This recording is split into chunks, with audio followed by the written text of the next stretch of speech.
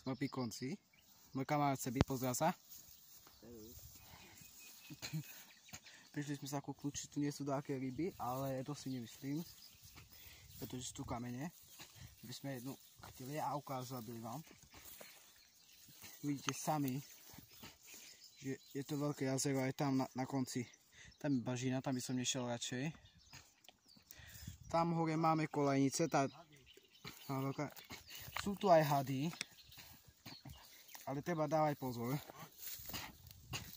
Pretože na toto prostredie je to veľmi divné. Máme tu strašné kamene, ktoré sú fakt nebezpečné. Tamto je žlábok. Môj kamarát sa pýta, čo tam asi našiel. Ale vidíme tu, že sú také veci. Tam hore tá tyčka, to je čerial.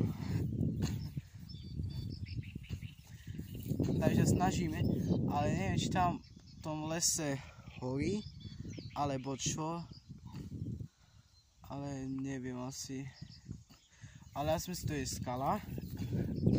Pretože to byli na nové stropy, takže nám vyberali vonku. Toto jazero je staré, veľmi staré. Je tu veľmi návštev, veľmi ľudí tu chodí, ale teraz tu nie sú, pretože je zima, ako sa môžete vidieť sami, že pršalo. Môžem vám povedať. A je to facízne, že sme tu.